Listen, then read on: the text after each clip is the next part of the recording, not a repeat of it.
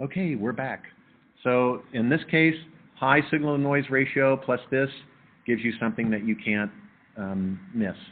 And in this case, it did. So your SNR is basically a ratio between your average signal power and your average noise power. So that's how we basically calculate it on the fly. Okay, so if we have a 3 kilohertz channel with 8 level signaling, that's pretty aggressive. But can anybody think of an example that we used for 30, 40 years that was like a 3 kilohertz channel that used like 8 level signaling? We've talked about it in this class several times. Today, even. Fax is a great one. Voice will work. Modems.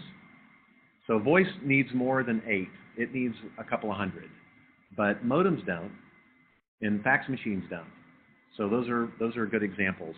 And voice is a 3 kilohertz channel, but you probably want more than 8 different levels. Not necessarily. I mean, there is a way we could come up with a scheme to probably make that work. So the telephone network does this. They just sample lots more times a second than you need, and that's one way they can kind of extract more data out of it. So a 20 decibels SNR basically means if that's the signal to noise ratio you have, it means you're going to be able to use this particular network today to get 20K. This is why modems don't immediately let you send data. That's why when they first dial up, they have this dance of the tones, I used to always call it. And I used to be, everybody's got a freak skill. Probably you guys know what yours is. If not, it will reveal itself to you at some point in life. And I have 2 freak skills. I'm a professional sports photographer. I've shot 1,000 pictures a year for newspapers for years and years, and I've stopped like last year finally. And my freak skill is I can catch a baseball with one shot right as it's leaving the fingernail of the pitcher. I don't care who they are. I can do it. And people go like, wow, how many pictures do you like shoot a second to get that? 1. Because even the fastest camera can't, 1,000 frames a second is not enough to catch that. You just, it's a freak skill.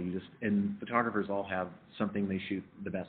The other one is I can whistle tones and get modems to sync when I'm not really a modem. And listen to DTMF tones on a touch tone when people are dialing a number, and I can write down the number they were dialing because I could pick it out with my ear. Yeah. You know, it's not going to make you money or help you meet chicks, as my high school buddies used to always tell me. So what good is it, right? That's the only thing they cared about. Is it going to make me money or help me meet ladies?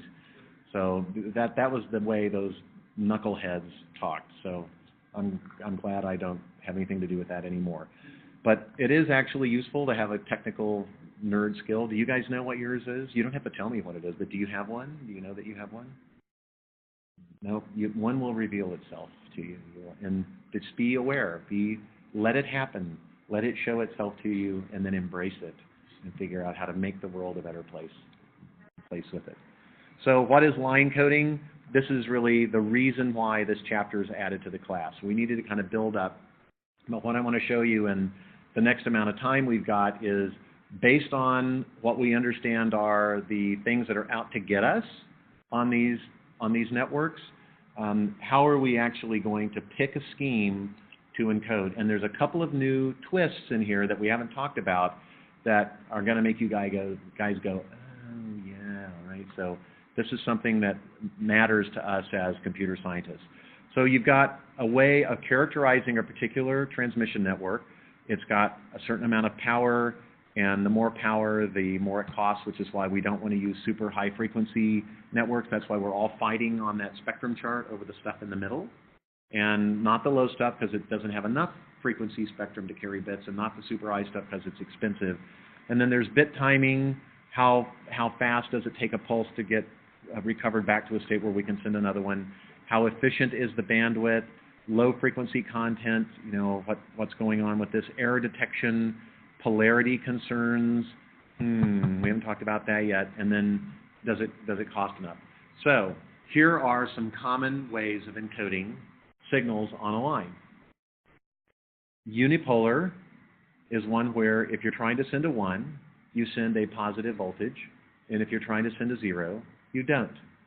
That's it. So what's the problem with a scheme like this? Well, if you're at the other end, you need to know two things.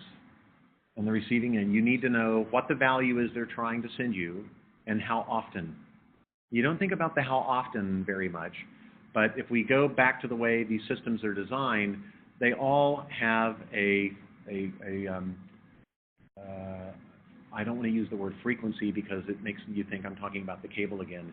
There's a rule that says how far apart the bits can be or how close together they can be, and use a clock to do that. And the clock is an electrical signal that's basically a square wave, and you teach the equipment whenever you're going up on the square wave, that's when you can do whatever it is you want to do. CPUs do the same thing. They have clocks. So what you want to do when you release the hounds and you release things into a CPU, some signals will be available before others. So you need to know, okay, well, when is it I'm supposed to read the value coming out of the CPU? Wait for the clock to go. So somebody has tested the electronics, whether it's on a network interface card or your phone or an Intel chip, and they've decided that if you try to read the signal any more frequently than what this particular time frame is, you're going to get bad results. Well, then how am I supposed to know how long that is? Am I supposed to like count to 1,000? I mean, tell me when that happens. So you buy a clock. Does anybody know what a clock looks like inside of a computer? It doesn't look like, you know, the old-fashioned when the big hand is on the... So they're crystals. They're these quartz crystals. And quartz is an interesting material because when you vibrate, when you pass electricity through quartz, it vibrates. And if you measure the vibrations, which in themselves are an electrical, they will perturb the electrical signal, you get a sine wave out of it. And depending on how many molecules are in this quartz crystal affects how rapidly or slowly it vibrates. The bigger the crystal, the slower it vibrates. It's, you know, if wind's blowing across a big bridge, it doesn't move as quickly. You stretch out the rubber band, you know, you can make it, it's like a guitar or anything else. So the problem is you can't make these things down to like the right number of molecules. That's ridiculous. So you grow these crystals, and you grow them at all different shapes, and you have one for lots of different clock speeds, because the distance between the peaks in these sinusoidal waves happens a certain number of times a second, and that's your clock.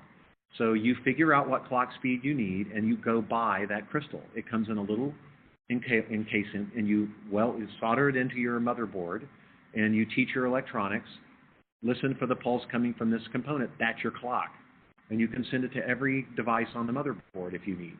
So one of the things you're going to do when you're in a communications network is you got to deal with the fact that even though these two systems at either end are supposed to be using the same clock speed, they're not perfect. You don't want to have to build something perfectly. So you're going to let the sender make the rules. You'll be expecting something that's about this often, but if it comes in and it's like this, slightly slower, you know, it's going to pass once in a while. So you need to synchronize on the signal. Sorry about that. It's probably super loud on the recording. I tried to do it away from the mic in my defense. I did it down in the corner. I was aware. So you're going to let the sender do it. So how are you going to get the sender to send you their clock? Well, if you just do nothing other than watch the ones and zeros that they're sending you, those are governed by that clock. So if I send you a 1 and a 0 and a 1 and a 0 and a 1 and a 0 and a 1 and a 0, who here can't see the clock? So the clock signal is like this. So you will have a little buffer that allows their clock to gain on you and lap you once in a while. So great. Just watch the signal, and that's in fact exactly what we do. That's how you know how fast stuff is coming. But what happens here? And what's happening here? Let's say I send you 1,000 ones in a row. What's going to happen? Yeah, you're going to lose the clock. So I like to use the mariachi band example. Two mariachi bands, absolute top of their profession, absolute pros. They are both playing the same song at a big party.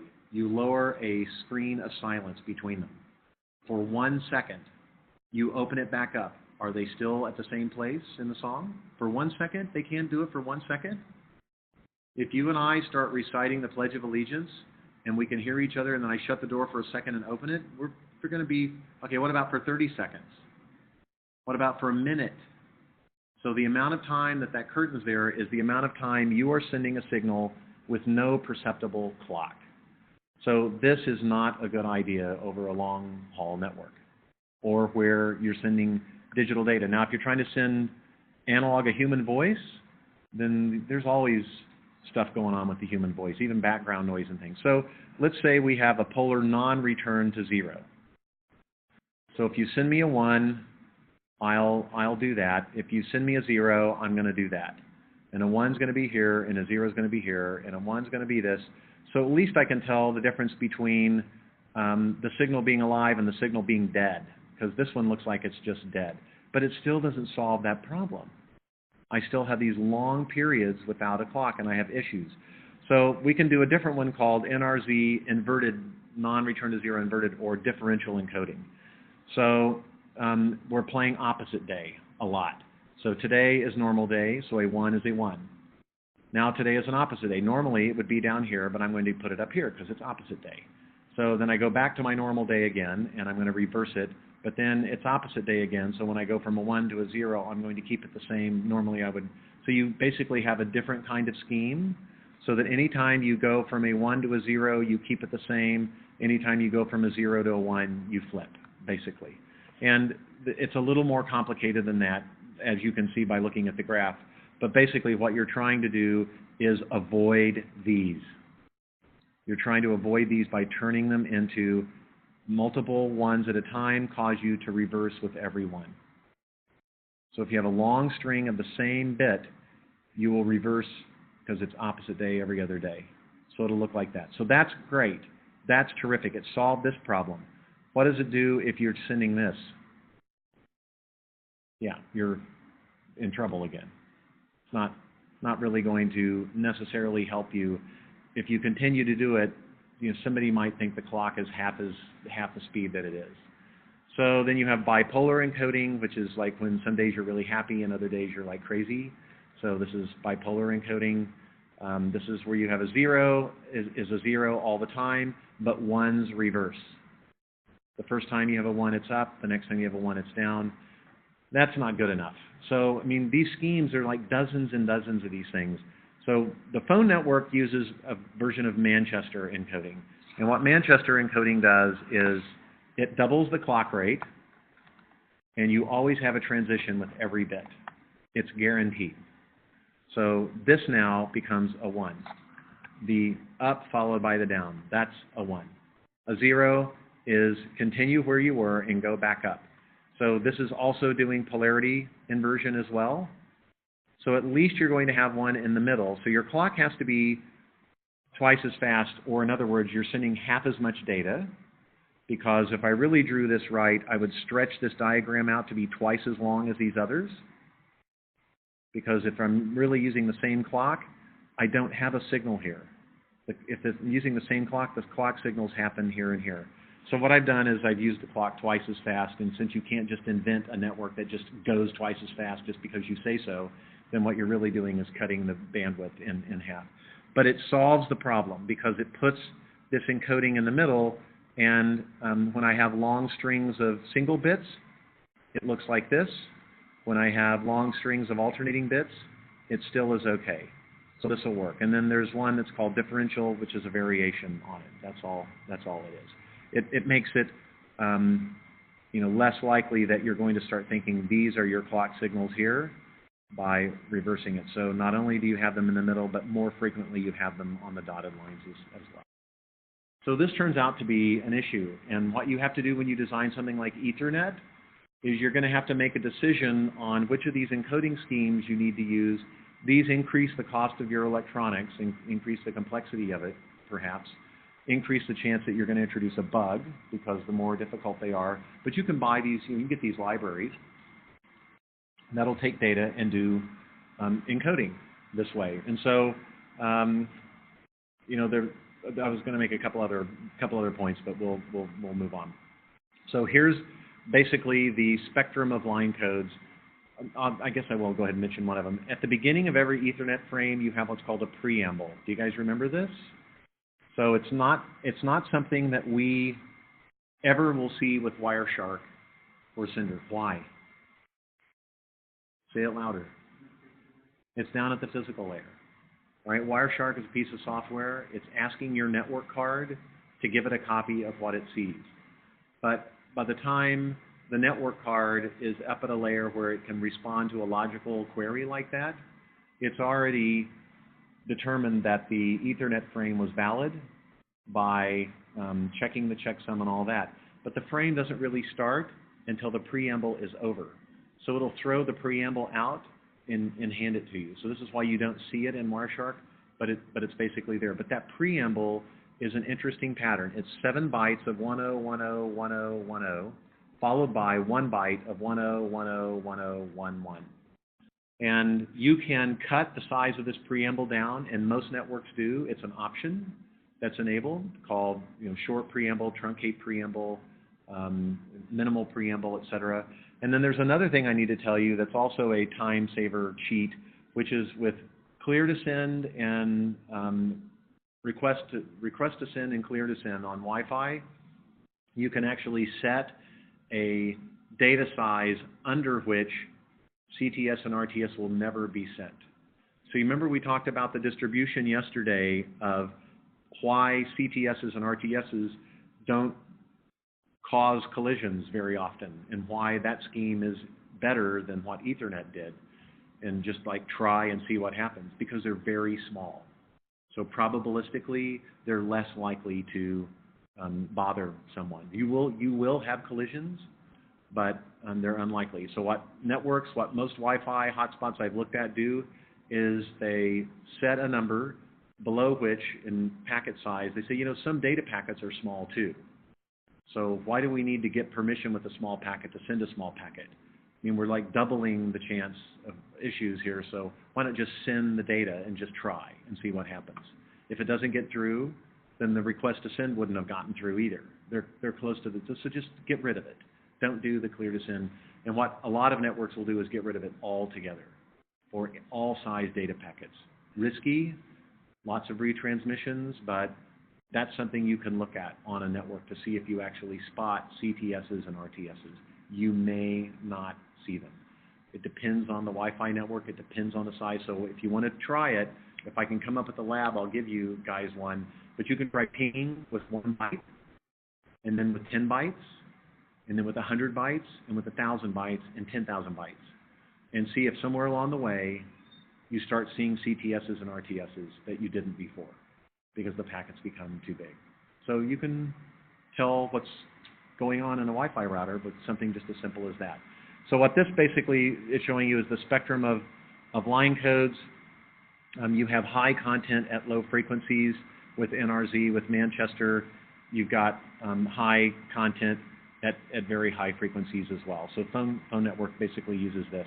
So the rest of this stuff goes through these one by one. This one is worth spending a little bit more time on, because this one's harder to kind of understand. But don't worry, if the only thing you really need to study on this, other than what you're interested in, which I hope means all of it, is if I give you a homework problem on it. If I don't give you a homework problem on it, you're not going to see it on the exam. Deal? Okay, so, and just because it's a homework problem still doesn't mean you're going to see it on the exam. I will tell you, out of the homework problems, which ones you're going to see on the exam, which, by the way, is coming up in a week, in a day. Yeah, right? The midterms are graded, by the way, and it sounds like most people did fine. 2 people didn't take it, and I know why. For those, they had to. One person had to leave the country. It was horrible. Okay, so with differential encoding, you basically can see how to do this stuff. That's the main thing. So if we want to show how to encode this now, there's a couple of other fun sort of little curiosities that we will not usually run into as computer scientists. You will absolutely run into the encoding problem as a computer scientist, because it's possible you will design a scheme that will deliver a string to an encoding scheme that will break it. because it's not, you will find one that no one thought they'd see that makes it flatline or makes it so confusing the other end can't tell what's going on again. So you can, you can design things to do that. You also can have another signal that combines with yours that causes things to flatten out for a while and confuses networks. So when there's a collision between two signals, it's not like your fender falls off or you have a blowout on your tire. It's not a collision. All it is a combination of signals. So before we do this, I want to stop for a minute and talk about the homework problem that I think threw a lot of people for a loop yesterday, okay? Because I need you guys to understand it. So it obviously needs a little bit more. So let's say I have a network, and it's got 5 computers on it. And I have time frames that are going across here, but I'm not going to draw them, but just assume they're time moments. When I put something on the wire, and let's say it's a copper wire, I start the electrons vibrating. And when I impart energy into them, it travels quickly down the wire, but it travels in both directions, right? So after one moment, my signal, if I just look at it as a regular cable down here at the bottom, if I stick it on here, it immediately starts going in both directions. And if you start timing it, after 1 microsecond, it may have made it an inch to the left and an inch to the right. And after 2 microseconds, it better have made it double that. After 3, and so forth. So you can plot in time where the signal is in each direction. At time 1, the first part of the sine wave has reached this part of the wire. It has also reached this part of the wire, right? So you can plot this. If I'm going to show time down here instead of like across this, then at time 1, it's made it this far away. So this is my cable distance. This is an inch away, and this is the time that it happened. So it's in 2 places, right? Another moment goes by, and it's made it down the wire to here and to here. But I'm only putting dots on here because I just chose to measure it at this point and at this point. It's not discrete. It's continuous. It's an analog signal. So really, what I need to do is not connect the dots like this. I need to connect the dots like this. Right? Make sense? Because it's traveling. You know, the only reason I have dots is because I chose to only measure it at these intervals. If I doubled the number of intervals I measured it, I'd find that it moved along. It's an analog signal. So your signal propagates across your network. I didn't connect the dots very well, but your signal propagates across your network like this. You always draw it like a pyramid. If you try to draw it like this, what you're basically saying is it's traveling a certain distance in 0 time. If you can invent a network that does that, we will have a transporter on our hands, and Star Trek was real. We can beam people up we don't like. You know, like the T-shirt says, "Beam me up, Scotty, there's no intelligent life down here," right? I used to have a T-shirt that said that. Okay, so if you're going to draw this, let's say that this is my signal. Let me get rid of some of this because I want to draw it. In fact, I'm going to get rid of the whole thing because all those little dotted lines, I'm not going to click on every one of those little dots. So let's say I have A, B, C, D, E. In fact, I think what I'm going to do is punt on WebEx's drawing tool and instead switch over to Sketchbook. Okay, because I won't leave here in a bad mood if I use Sketchbook, but I will if I try to do this in WebEx. Oh, too thick. Let's do this. Maybe 1. Can we see this? Yeah, we can see that. In fact, what I want to use is this one. Yeah, that'll work. All right, let's try 10. So I have A, B, that's too close. B, C, D. I don't want to do that. Go away. Oh, I'm clicking on something else. And the E. All right. So let's say B starts to send a signal at this time. I'm only going to worry about one direction. Time goes down the page. This is distance. So this is my cable. This is my cable here. So distance back and forth here from my starting point, in this case of B. And let's say E starts to send a signal at this time. If he sends a signal here, They're going to collide at this point. What actually happens at this point? If you show me the sine wave that you are sending at this point, using Manchester encoding or bipolar or whatever it is, you tell me the values you want. It's going to get smoothed out into a sine wave, and it's going to, if you tell me it looks like that, there shouldn't be really a sharp point here, so just pretend it's smooth. And then you tell me the other one looks like this. You remember on the graph where we combined the waveforms together a few slides ago? You're just going to add these things together, and you will have one sine wave, only one. An electron can't vibrate two different frequencies at the same time. It's just going to do one thing. So you're going to add these things together, so it looks like it's going to start here, and then this one, they're both positive, so it's going to be up here. And let's say we take a measurement here at 0 and that, and let's do one here, so it's going to be here. And you're going to connect these dots together. That's it. That's now what's on the wire. And that is the only signal that is traveling in this direction, because these things basically combine. So what you're hoping on, and I'm cutting some corners here, so if you're a physicist, please don't kill me. Come teach me or something. So, but I know I'm cutting corners on this. So what you're hoping for is that your electronics are able to tell this is a corrupted waveform because it doesn't meet the rules that your waveforms need to meet. In other words, this one may be too much for this type of network. This is never supposed to appear on this network. So you're going to count this as noise. Maybe it's a little pulse noise that a parity check will fix. Let's keep going. Maybe this one is in the guard band between the two signals where you're not supposed to conclude it's a 1 or a 0 that you set aside. You're going to accumulate enough data to convince yourself that it's corrupted.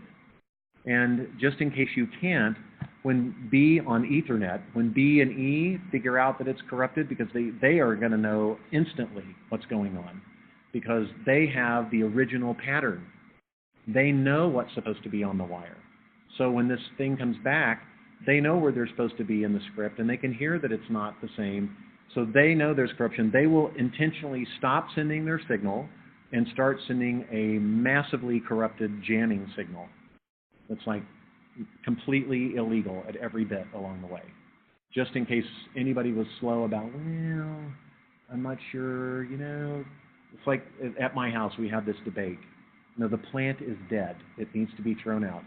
No, I don't think so. Okay, I understand you're Catholic and you believe in reincarnation, but this rose bush is not coming back. And then, of course, what does it do? Yeah, it comes back. So, like, okay, just kidding. So you will do this to try and decipher these things. But the collision happens at this point. All it does is combine these signals and move them together. So when this now new corrupted signal finally makes its way back to B, what's B sending at this point? Let's say B had a giant stack of bits to encode on this network. And he started off by sending this one, and so it makes its way down this line. Right behind it, as fast as he can, the electronics is going to change this 0 to whatever the encoding scheme says to change it to, and it's going to put it on the wire right behind it. So this one's going to get moved down the path a little bit, and the second bit is going to be here. So now my first bit's here, second, and on and on and on. And so by the time the clock has passed from here to here, time is going down the page. By this time here, he's not sending these bits. He's all the way up here. So he is trying to encode a signal that looks like this on the wire, let's say. And he's listening, and what he hears, what's he going to see on the wire? He's not going to see this, is he? What's going to happen is his signal that he is sending right here at this time is going to collide again with this green signal, which is the combination of his original one in the first place plus this other one. So you're going to take the green one and add it to the red one, and I'm not going to bother drawing what that looks like, but he's going to be able to tell it's not the red one. I don't know what it is, but it's certainly not. So he's, like we talk and listen at the same time, that's exactly what this Ethernet card's doing. It's sending a signal and listening at the same time. And he can instantly tell it doesn't match. C and D have no idea what you were trying to send. They have no idea that you were even sending something. They see energy on the line, so they know it's not available, but that energy could be caused by a short circuit, or somebody messing around with their cable, or they've touched two wires together, or it could be a legitimate Ethernet frame coming down the wire. But they don't know what the content was, so for them, they can't use this trick. They're going to have to figure out that this thing breaks the rules to do it. So if B has stopped listening by this time over here, what am I typing? I'm holding down the button on my, there's a little button here. So if I've stopped listening, I will never hear the collision. I will never know that it took place. So let's draw this one more time, and let's show the homework problem. What I gave you for the homework problem was to say, okay, let's make this as worst case as possible. What's worst case as possible? That you have to wait the longest amount of time possible to discover a collision. Okay, when's that going to happen? When you have to wait, travel the longest distance. The longest distance takes the longest amount of time. Agreed? So when's that going to happen? When the host at one end of the network sends something all the way to the other end of the network. Now, once the signal starts to arrive at E, E cannot send. Ethernet does CSMA, Carrier Sense Multiple Access. So if it sees that the line is busy, it will wait. So the question is not the collision happens when the thing gets there, but it's really close. I mean, it's cast a shadow onto your doorstep. It's that close. It's coming. It's like that far away from you. So if you just treat it as a mathematical model that it is infinitely close to you, so as to be indiscernible from having arrived at you, but still far enough apart that technically it's not there, then you can draw a line that starts at E. You would really have to draw it just above E, but it's so close that you and I can't tell it's two dots. It looks like one dot. So we're going to say the collision happens here. All the same stuff with the graph. You combine the two things together. Now it's green. It's a different signal headed this way. It's not going to make its way back to here until two round trips, or one round trip, two trips. One to get from this end of the cable to the other and back again. So if it's a 300-meter cable, you're going to have to go 600 meters times whatever the speed is, 2.5 times 10 to the 8 meters per second. You can calculate how long that takes. That's this time right here. If time's going down the page, that happens right here. And then if I tell you the bandwidth of the network, how many bits a second can you send, you now know how much time has elapsed, and you know how many bits you can send per unit time. You can tell me how many bits. 512 bits could be sent in this amount of time, for example. So this tells me that my minimum frame size has to be at least this many bits. Because if I send less than this many bits, I will finish in less than this time, and I will not detect this collision. And that's exactly how Ethernet minimum frame sizes are figured out. If you go through the math and the tables, I will tell you that you will find problems with the tables. It doesn't bear close scrutiny. Because what you'll find is that the cable should be able to be 10 kilometers long, but yet they make the maximum length 1,000, let's say 200 meters. Why isn't it longer? There's other considerations. The longer that is for Ethernet, the more hosts are going to be on it. It costs a lot more to have a cable that's long than it costs to put a switch closer. So there's factors. And the other thing that you'll find is they make the minimum packet size much larger than this formula suggests, because they're assuming that you might have a repeater somewhere along the way that delays the signal. You may have some type of electronics on here that slows it down. But that's the way the stuff is calculated. So it's a continuum. It's a constant straight line. Make sense? Everybody get that? Okay. So back to how we're going to encode something on the signal. What amplitude shift keying does is basically flips the sine wave and moves it around. So what you see happening, let me see if I can find a good example of it here. This one changes the frequency.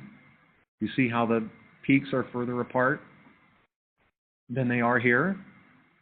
So you can have some networks that do frequency shift keying, and you can use that to communicate information like the start of a packet or to slow things down if the bit error rate is getting too high, for example. And you can use amplitude shifting to flip things from top to bottom, and they don't really exactly show, except they're just going to zeros here. If it's 0, you're not going to look for a signal. So these are other tricks that you can use to combine these things together. The hardest one and the most interesting to me is phase shift keying. And this is like when you're told to walk along, you come up with a friend who's walking down the sidewalk, and you skip once so that your left foot goes at the same time they do. You've all done that, right? Or had somebody do it to you.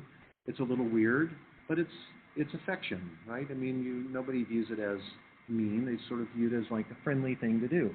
So that's what this is doing. You can flip the sine waves. So at this point here, and here, and looks like here and here, they reversed whether it should be up and down. They've flipped the sine wave, and it's phase shifting. So the reason why you might want to do that is if you sense there's a long string of signals coming up, or if you want to impart more information by shifting than you can just with the peaks and valleys. You can encode different stuff. So for example, if I told you, while the data is going down this pipe, I also want you to send a command to the other end to reboot or to start logging something, you may not have permission to do that. You may have obligated yourself to use all the capacity possible to send the user's data. And so how are you going to send a command to the device? You can either run another circuit, that's called out-of-band signaling, or you can do it within the circuit, called in-band signaling. So for a T1 for the phone company, you know, it's 24 channels of 64K apiece. The last one is used for signaling. So they robbed it. If you don't want them to do that, if you paid for 24 and you want 24, then you're not going to be able to do your signaling over this. So if I told you you needed to do that, you could use phase shifting to say, okay, from here to here it's a 1, here to here it's a 0, here to here it's 2 zeros, here to here it's a 1, and it doesn't ever change the amplitude of these sine waves. So it could be used as a way of encoding more data. Okay, to kind of wrap this thing up, what this modulated signal is basically doing in this case is they are sending this frequency range constantly, and the information they're trying to send is the one and only stream of data. So when they phase shift, you switch polarities. And they phase shift again here, and you switch polarities. They don't phase shift at all here. It's a couple of ones, but you notice there's absolutely no doubt in your mind that that's what they're sending. There's plenty of frequencies in here to hear the clock. So you have absolute nailed down the clock. Totally, you've had like 10 pulses in here, and you're only using like 1 out of every 1, 2, 3 pulses to send a piece of data. So that's a really good ratio for the clock signal. And it's very obvious when you reverse polarity. So that's when you'll count it. So this is a very robust encoding. Why would you use something this robust? Why would you need something that has this much overkill, where you're using such a such a small fraction of the bandwidth that's possible to actually send your ones and zeros? Because you're usually using 1/3 of it, right? 3 clock signals here. In fact, if you can make out multiple levels in here, then you're wasting all that too. You may only be using 1/20th or 1/100th of the bandwidth. And we build networks to do that. Why do we do that? Fidelity. Yeah, fidelity, errors. Wi-Fi does it because we're competing with everybody else. We're all using the same kinds of frequencies at the same time. We'll negotiate channels. Do you remember what channel I had yesterday on Wi-Fi? Nobody? It was 11. Now I'm using, I don't see the same thing in here. I have it, I don't remember the frequency range for this one. Channel 161 does not tell me which of the 13 I'm doing. I have to go look it up. So I was going to see if I have the same one. I don't think I do. I think that's different than yesterday. But, you know, you can see stuff. So here's basically what gets sent, and here's what I receive at the other end. You notice there could be lots of errors. You could obliterate big pieces of this, and people would still be able to tell what you're sending. Okay, we talked about this before. We're not going to do it again. This is another example of spreading signals out in a constellation so that errors don't get misinterpreted as a different valid, yet valid string. So we talked about how you can use these constellations to spread out valid signals to increase the odds that even if this one gets moved an inch in any direction, it's still going to remain in this quadrant, and you're still going to count it as a, you know, a 1-0 pair instead of a 0-1 or 0-0 or 1-1. And so you can use that with electronics as well. Okay, I think that's it. I'm going to show you a couple of things in here. We've already seen this stuff. He's basically showing spectrum management. We've talked about attenuation. He shows some physical, actual cables. That's not the point of our class. We're not going to have you guys actually plug things in. They need to add a lab to this class, and I've asked them to do it, but for now there isn't one. And even when there is, I don't really get the point of teaching college students how to do this. If you end up in a job managing a network, you may do some of that, but you're probably going to have a technician. It's like in a data center, you'll have a contractor that does all that for you. You won't end up doing it. Here's cable modem and TV spectrum, upstream, downstream, etc. They'll usually show DSL in these things as well. Here they show the lights bouncing off the sides of the fiber. For example, attenuation, very low attenuation on fiber. This is Rayleigh scattering. It's kind of interesting. These are wavelengths. Red is in here, basically. Oh, it even says so. Yeah, I guess right. Infrared absorption. And it walks us through a little bit more of this and where things are. So that's it. So that we finished with this chapter. None of this stuff was in our book, but I wanted you guys to understand enough about what's really going on that you don't get embarrassed by, and then from embarrassment will come someone's belief that you actually know nothing. It's okay to not know something about one piece of something, but if it causes someone to think you're an idiot, then it's destructive. So if you're ever sitting next to an electrical engineer who knows this stuff, and you don't even know that it's not really ones and zeros, and that comes out in the conversation, to them that's so fundamental and obvious that they're going to think you don't know anything. You don't know what you're talking about, when in fact you do. I've seen it happen over and over and over and over in the phone company, so in other fields. So I want you guys to understand enough about what's really going on down at layer one that you can, you know, carry your weight and not lose the war for that little battle. Deal? Plus, the encoding is relevant. We can invent these encoding schemes to come up with ones and zeros on our own. Okay, I think we are at where we need to be, but let me go back and look. Today is Friday. 25 is hamming code, so we have a little bit of time to go over hamming. So we're going to ham it up for a minute. Okay, and have you guys been through hamming already? In my class? Was it in the computer architecture class? Yeah, you don't look happy about that. Not a lot of people do. I think you probably represent the consensus like, yes, I've been over hamming. Please do not make me do that again. All right, so we'll make it easy for you guys. I'll show you basically what's going on, but I want us to run through an example. So if I can find my hamming slide. I think that's what I want. Is this the one I want, or do I want this one? Let me look through here real quick. Let's see. Let me tell this person.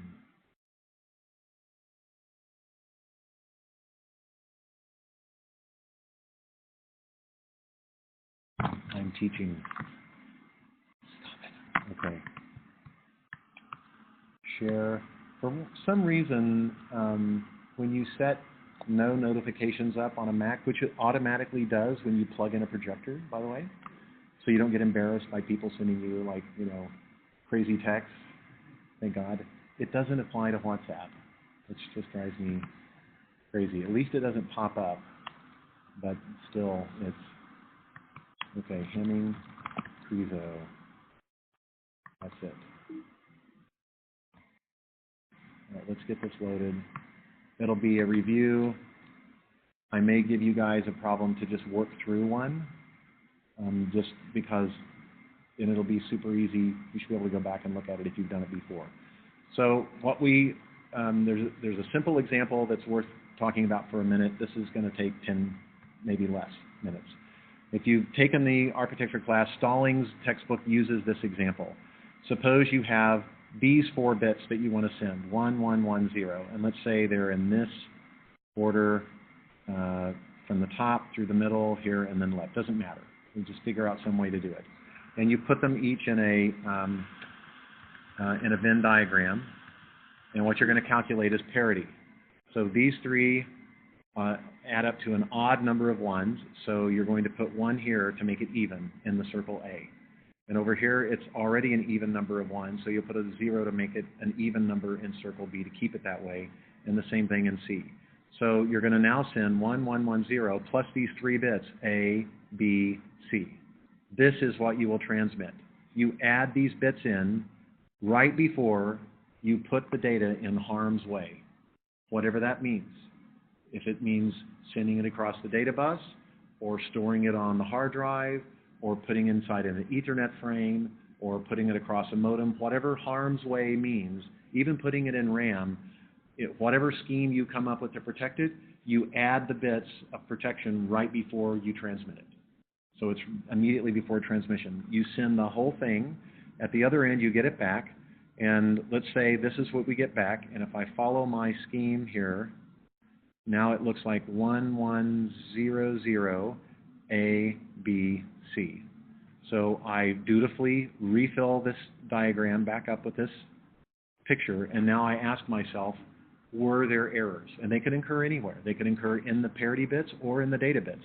So you just recalculate what the parity should be. This is even. It should be a 0, but I got a 1. So there's a problem with circle A. This is even, and it says it should have been even, so okay, we're good there. This one has an odd number of 1s in it, but if that was the case, this should have been a 1, so there's a problem here. So this one's okay. These 2 are bad. What do A and C have in common but does not include B? This shaded area right here. That bit is in error, and in fact it is. It was sent as a 1, but it arrived as a 0. So that's kind of the idea. If you want to do it with Hamming bits, what we basically try to do is assign parity bits, and if you stretch this thing out, there's a couple of elegant things to know about this as a computer scientist. One is that the density of the powers of 2 get further and further apart. In fact, the distance between each power of 2 by definition doubles. That's why it's the power of 2. Right? So you've got high density at the early days, but your next parity bit would be at bit 16, and the next one after that would be at 32 and 64. So you take some string, however long, that has no more errors that you are willing to tolerate than this scheme can correct. If you try to stretch something out too long and you subject it to more errors than this scheme can correct, then this scheme will fail. It will fail to detect the errors, and you should shrink the size of your packet. So you should be able to calculate if your error scheme basically looks like this, and we talked about Hamming, we went through a little bit of it before, and I give you an error probability, and I tell you how many bit errors this thing can detect, which is basically it can correct 1 and detect 2. There's a way to get it to detect 2. Then you should be able to tell me how big my frame size should be. So we haven't really talked about that before. So we've talked about how big must the frame be in order to detect a collision. We talked about that. But what if your network is so error prone that you can never send a frame that big without it having an error? Well, why would you build a network like that? So what would you do in that case? Well, either clean up your act, build better electronics, which is going to raise the cost, be more specific on installation. Maybe there's things you can do that don't cost any more if you're just careful, like use this type of plastic instead of this one, or don't untwist more than a ½ inch of the cable before you put it into the little plastic plug. If you just tell a technician to do it, it doesn't take them any longer to do it that way than it did to not undo more than an inch worth. It doesn't cost any more, and it'll fix that problem, for example. Or you can make the network shorter. It means you're not going to be able to send stuff to as many hosts because you won't be able to put as many computers on it. Or you can slow down the bandwidth and send fewer bits per second. Or you can add more error correction bits, which is also going to slow things down. You pick. You get to pick the schemes that make sense when you do something. So what this one was intended to do was handle the kinds of errors for, I want to say, about 1,000 bits at a time over a telephone network, over a digital phone network. So you pump your data in only in the spots where there's data. And mathematically what you're doing is copying these bits down everywhere there's an X. You guys remember that? So it's going to get placed in this row and in this row, but not here or here. And this data bit, which is my second data bit, which is the 5th bit being transmitted, but it's only the second data bit, it's going to get put here and here, but not here and not here, and so forth. Then you calculate parity across the rows. And the nice thing about parity is if you calculate this across 1,000 columns and you only filled it in up to 12, the rest of them are zeros, that doesn't change your parity. So that data, you always use the same data structure. And you add these into the data, and you leave them in this position. You don't have to, but why not? Leave them in this position and send your data to the other end.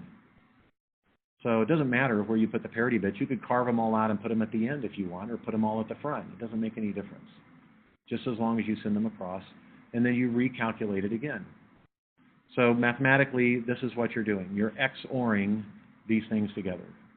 So if you want to write an Excel spreadsheet to do this, you will say equal XOR, open parentheses, D1, in this case D3, whatever it might be, all your cells, except you're not going to draw that out in WebEx's drawing tool because it's not going to let you.